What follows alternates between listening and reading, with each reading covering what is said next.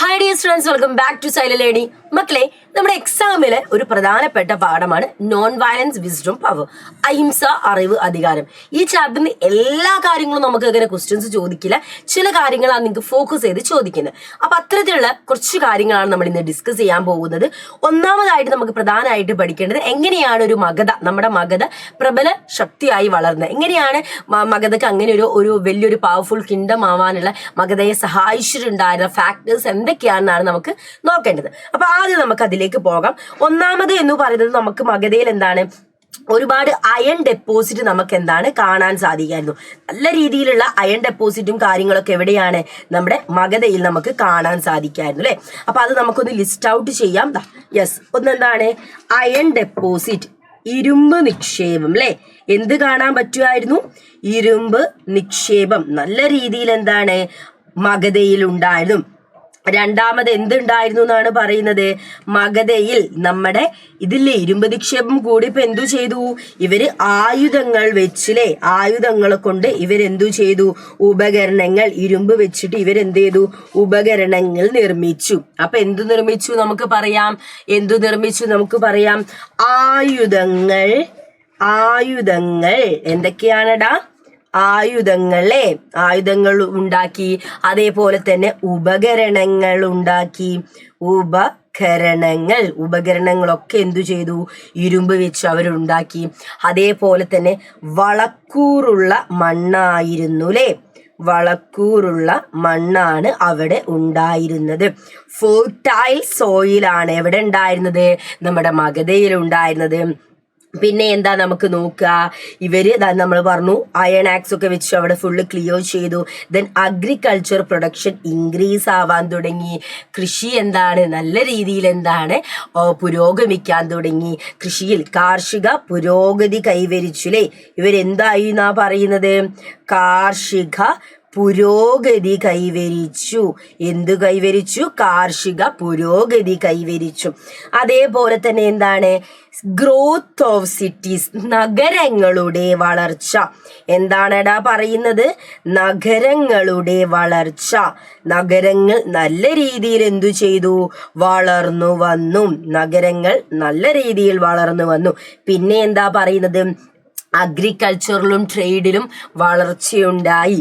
വ്യാപാരത്തിലെ വ്യാപാരം, അഗ്രികൾച്ചറിന്റെ കാര്യം നമ്മൾ പറഞ്ഞു, കാർഷിക പുരോഗതി എന്ന് പറഞ്ഞു അല്ലേ. ഇനി വ്യാപാരം, അതേപോലെ തന്നെ എന്താണ് വാണിജ്യത്തിലൊക്കെ എന്താ പുരോഗതി ഉണ്ടായി. പിന്നെ എന്താണെടാ പറയുന്നത്, ഇവരൊരു ഹ്യൂജ് ആർമി ഇവരെന്തു ചെയ്തു, മെയിൻറ്റെയിൻ ചെയ്തു.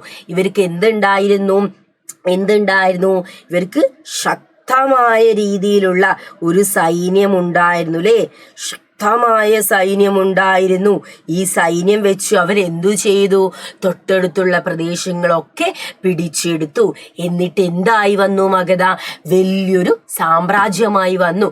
അപ്പം ഇങ്ങനെയുള്ള ഒരുപാട് ഗുണങ്ങൾ ആർക്കുണ്ടായിരുന്നു, മഗധക്കുണ്ടായിരുന്നു. അതുകൊണ്ട് തന്നെയാണ് നമ്മുടെ മഗധ എന്താണ് ഒരു പ്രബല ശക്തിയായിട്ട് വളർന്നു വന്നത്. ക്ലിയർ അല്ലേടാ? സെറ്റല്ലേ? അത് മനസ്സിലായില്ലേ? ഇനി ഈ ഭാഗത്ത് നിന്ന് വരുന്ന മറ്റൊരു ചോദ്യമാണ് നമുക്ക് ഇനി ഡിസ്കസ് ചെയ്യാനുള്ളത്. നമുക്കത് ഡിസ്കസ് ചെയ്താലോ? അപ്പൊ മക്കളെ, നമുക്ക് എന്താണ് ക്വസ്റ്റ്യൻ എന്ന് നമുക്ക് നോക്കല്ലേ. നമ്മുടെ മൗര്യ കാലഘട്ടത്തിലെ സാമൂഹിക സാമ്പത്തിക ജീവിതം എങ്ങനെയായിരുന്നു എന്ന് ചോദിക്കും അല്ലേ.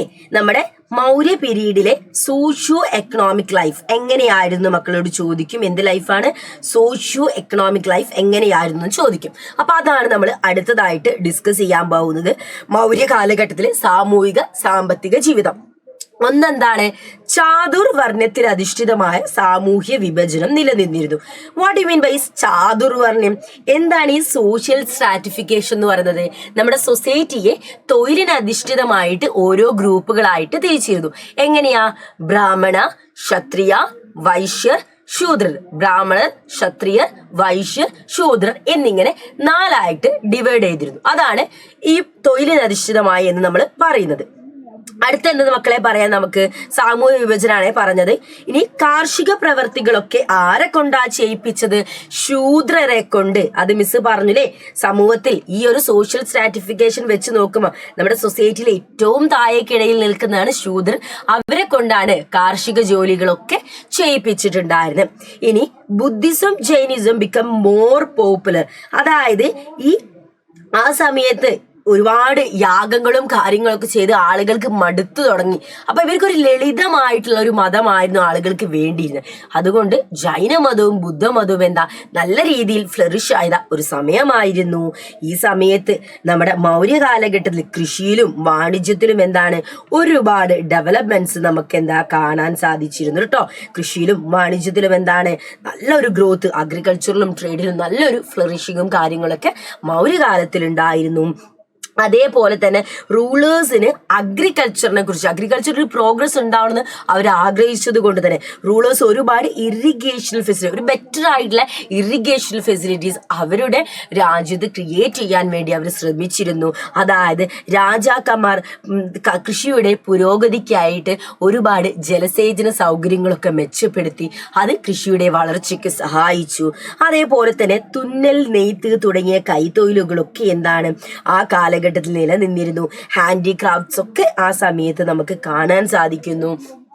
പണ്ട് നമ്മൾ സാധനത്തിന് പകരം സാധനങ്ങളൊക്കെ കൊടുക്കുന്ന ബാർട്ടർ സിസ്റ്റം ആയിരുന്നു പിന്തുടരുന്നതെങ്കിൽ മൗര്യകാലത്ത് വന്ന സമയത്ത് അവിടെ കോയിൻസ് ഇൻട്രൊഡ്യൂസ് ചെയ്തു. അതുകൊണ്ട് നമ്മൾ ട്രാൻസാക്ഷൻ നമ്മൾ എന്താവാൻ തുടങ്ങി? ട്രാൻസാക്ഷൻ എന്ന് പറഞ്ഞാൽ എന്ത് വെച്ചിട്ടാ? കോയിൻസ് വെച്ചിട്ട് നാണയങ്ങൾ നാണയങ്ങൾ വെച്ചിട്ട് നമ്മൾ ട്രാൻസാക്ഷനിലേക്ക് വന്നു. അത് പ്രചാരത്തിൽ വന്നു. ദെൻ കച്ചവടങ്ങൾ പ്രോഗ്രസ് ചെയ്യാൻ വേണ്ടി, അതിൻ്റെ ഒരു പുരോഗതിക്ക് വേണ്ടി അവർ ഒരുപാട് പാതകളും കാര്യങ്ങളൊക്കെ, ഒരുപാട് റൂട്ട്സും കാര്യങ്ങളൊക്കെ അവർ കൺസ്ട്രക്ട് ചെയ്തു. ഇതൊക്കെ നമ്മുടെ മൗര്യ കാലഘട്ടത്തെ സോഷ്യോ എക്കണോമിക് ലൈഫാണ്, അതായത് സാമൂഹിക സാമ്പത്തിക ജീവിതമാണ്. ഇതെൻ്റെ മക്കൾക്ക് പരീക്ഷയ്ക്ക് വരുന്ന ഒരു ചോദ്യമാണ് കേട്ടോ. അപ്പൊ നമുക്കിന്ന് ഇത്രയും കാര്യങ്ങളാണ് ഡിസ്കസ് ചെയ്യാനുള്ളത്. ഐ ഹോപ്പ് എൻ്റെ മക്കൾക്ക് നമ്മളിന്ന് ഡിസ്കസ് ചെയ്ത എല്ലാ കാര്യങ്ങളും മനസ്സിലായെന്ന് മിസ് വിശ്വസിക്കുകയാണ്. അപ്പൊ അടിപൊളിയായിട്ട് സെറ്റായിട്ട് പവറായിട്ട് എക്സാം ചെയ്ത അപ്പൊ അടുത്ത ക്ലാസ്സിൽ അടുത്തൊരു കോൺടാക്ട് നമുക്ക് വീണ്ടും കണ്ടുമുട്ടാം. അതേപോലെ തന്നെ ഷോർട്സും കാര്യങ്ങളൊക്കെ വരുന്നുണ്ട്, അത് കൃത്യമായിട്ട് കാണാൻ മറക്കരുത് കേട്ടോ. So by.